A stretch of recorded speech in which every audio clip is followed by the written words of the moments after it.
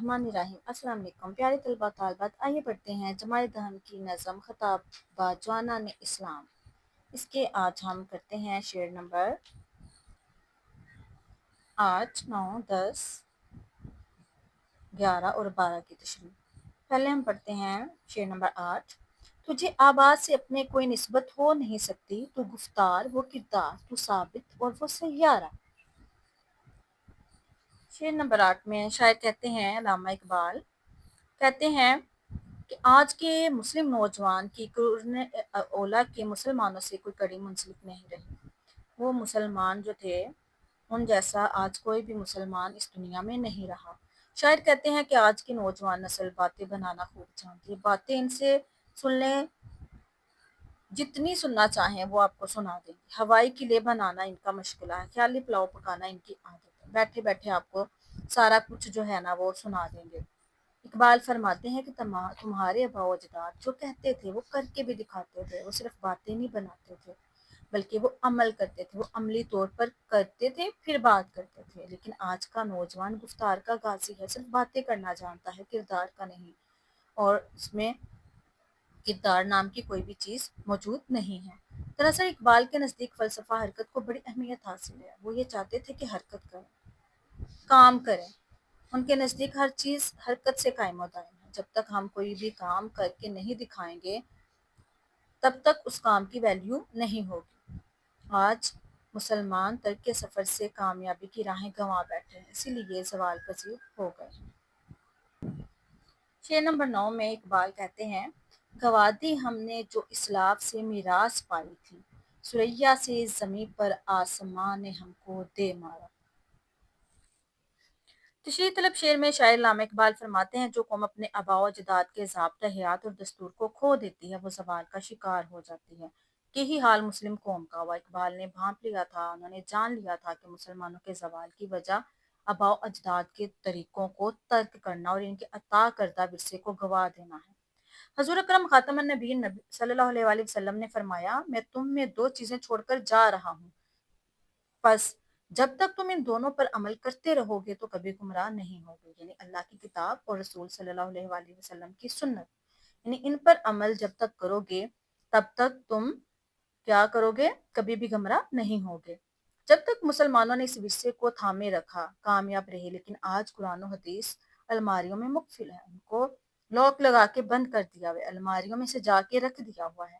आज मुसलमानों ने अपने अगायार को नमूना बना लिया, गैरों को देखकर उनकी ही जो है वो कॉपी करके खुद को वो बहुत अच्छा समझ रहे हैं और नतीजा ये निकला कि हम जलील हो रहे हैं। याद रहे, जब मुसलमानों की अंधाधुंध तकलीद में मुसलमान जब गैरों की अंधाधुंध तकलीद में मगर रहेंगे, जवाल की दलदल में दसते ही चले जाएंगे। जवाल ही उनका मुकद्दर होगी, वो जवाल की पस्तियों में ही गिरते जाएंगे। नेक्स्ट शेर है, हुकूमत का तो क्या रोना कि वो एक आरजी शय थी, दुनिया के आईने मुसल्लम से कोई चारा। इकबाल कहते हैं कि जो हुकूमत है वो एक आर्जी शय है। आर्जीपन का मतलब है कि अगर किसी फर्द को आज अरूज है तो कल इसे जवाल भी लाजमी आएगा। नहीं, हमेशा जरूरी नहीं है कि इंसान में अरूज है तो वो अरूज ही रहे, या अगर इंसान जवाल में है तो उसे जवाल ही रहे। अरूज को जवाल जरूर आता है। एक वक्त था कि कसरा खुसरो परवेज मलऊन का तोती बोल रहा था, उनके दूर दूर तक चर्चा था, उनकी बहादुरी के चर्चे थे। ताहम चंद अरसे बाद इसके बेटे शेरविया ने इसके सीने में खंजर गोप दिया और उसकी सल्तनत को खत्म कर दिया। तारीख में बहुत से खानदानी हुकूमतों का भी अरूज और जवाल मिलता है। अगर हम तारीख का मुतालिया करें तो हमें बहुत कुछ मिलेगा। वो हुकूमत खानदानी हुकूमतें जो सदियों से चलती आ रही थी और अरूज में थी, वो फिर कैसे जवाल पजीर हुई। सासानी खानदान ने 1000 साल ईरान पर हुकूमत की, लेकिन जवाल आया तो कोई शख्स पनाह देने को तैयार न था। लिहाजा कहा जाता है कि अरूज को आखिर जवाल है। नमरूद दुनिया पर हाकिम था, मच्छर के जरिए से निस्तो नाबूद हो गया, खत्म हो गया। सिकंदर आजम ने दुनिया को फतह किया, लेकिन उसके मरते ही उसकी सल्तनत का शिराजा बिखर गया, उसकी सारी सल्तनत बिखर गई। इन हालात के तनाजुर में इकबाल कहते हैं कि हुकूमत का गम नहीं करना चाहिए, ये तो आने जानी शय है, आज नहीं तो कल फिर मुसलमानों के पास आ सकती है, लिहाजा इसके मुतल्लिक फिक्र करने की जरूरत नहीं। नेक्स्ट शेर में शायर कहते हैं, मगर वो इल्म के मोती किताबें अपने आबा की, جو دیکھیں ان کو یورپ میں تو دل ہوتا ہے سی پارا۔ اس کی تشریح بھی جو شعر نمبر 10 ہے اس کے ساتھ ملتی جلتی ہے۔ شاعر اس میں جو ہے وہ کہہ رہے ہیں کہ حکومت کے چلے جانے کا اتنا دکھ نہیں ہے جتنا مسلمانوں کے جو علمی اثاثے تھے ان کا دکھ ہے، جو کہ آج اہل مغرب کی جو لائبریریاں ہیں ان کی زینت بنا ہوا ہے۔ اقبال نے 1905 سے 1908 3 سال تک جو ہے وہ پی ایچ ڈی کے لیے لندن میں رہے ہیں، اور وہ اپنی علم کی ان کو علم کا بہت شوق تھا، ان کو کتابیں پڑھنے کا بہت شوق تھا، اس کے لیے وہ یورپی لائبریریوں میں جاتے تھے۔ تو وہاں پہ جب وہ جاتے تو وہ دیکھ کر حیران رہ جاتے کہ جو عظیم یورپی لائبریریاں تھیں جن کا اس دور میں بڑا نام تھا، ان میں وہ بھری پڑی تھیں مسلمانوں کی کتابوں سے، ان میں مسلمانوں کی کتابیں تھیں۔ کہا جاتا ہے کہ جب صلیبی جنگیں ہوئی ہیں تو اس دوران عیسائیوں نے ایشیا سے علمی کتابیں حاصل کیں اور اپنے ساتھ یورپ لے گئے۔ 20 لاکھ جو کتب ہیں ان کی سیاہی سے دجلہ کا پانی سیاہ ہوتا ہے، یعنی انہوں نے جو مسلمانوں کا تعلیمی اثاثہ تھا اس کو بہت ہی زیادہ نقصان پہنچایا تھا۔ جب عیسائیوں نے قرطبہ پر قبضہ کیا تو قرطبہ کی یونیورسٹی کو لوٹ لیا۔ یہ جتنا بھی اثاثہ ہے جو اہل مغرب نے لوٹ لیا، یعنی سلطان ٹیپو کی شہادت کے بعد انگلستان میں اس کے جو نجی سرکاری کتب خانے تھے ان کو اپنے قبضے میں لے لیا۔ یعنی کسی بھی صورت میں جو قوم کا علمی اثاثہ ہوتا ہے وہ اس کی ترقی میں بہت ہی زیادہ معاون ثابت ہوتا ہے، بہت مددگار ہوتا ہے۔ لیکن علامہ اقبال اسی بات پر ناراض ہیں کہ مسلمان جو اپنی کتابیں تھے ان کی بھی حفاظت نہ کر سکے، جن سے استفادہ کر کے فائدہ حاصل کر کے آج یورپ جو ہے وہ ترقی کی منازل طے کر رہا ہے۔ نیکسٹ شعر میں دیکھیں، گنی روزے سیاہ پیرے کن آرا تماشا کن کہ نور دیدہ اش روشن کن چشمے زلیخا۔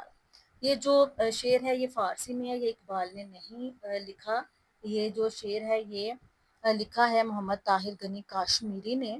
تو یہ شعر علامہ اقبال نے اپنی نظم میں بطور تلمی جو ہے وہ استعمال کیا ہے۔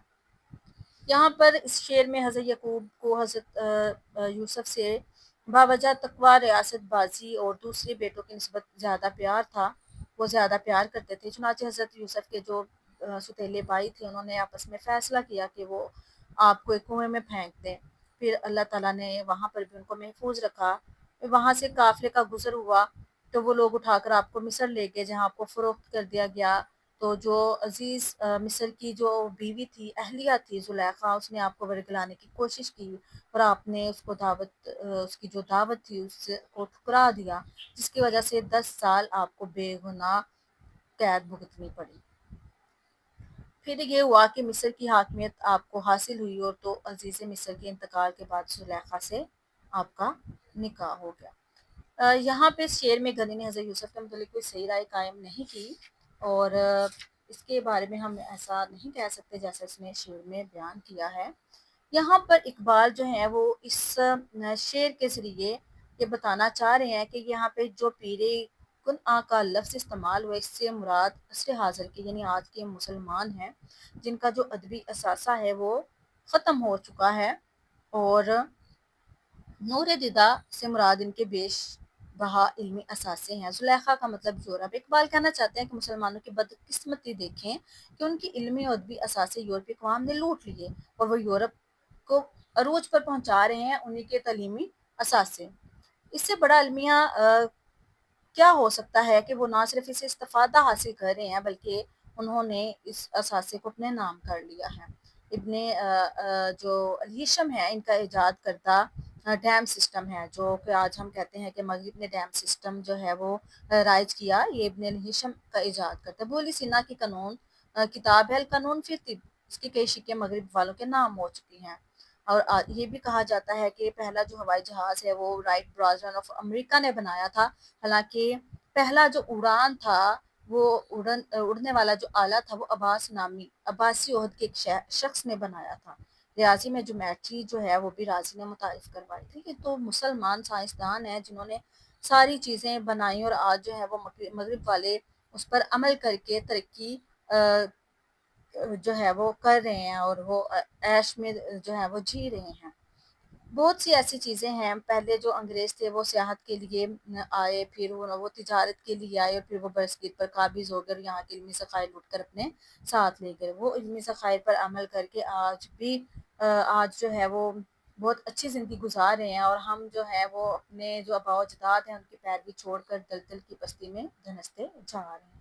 یہ تھی ہماری جو نظم ہے اس کی تشریح۔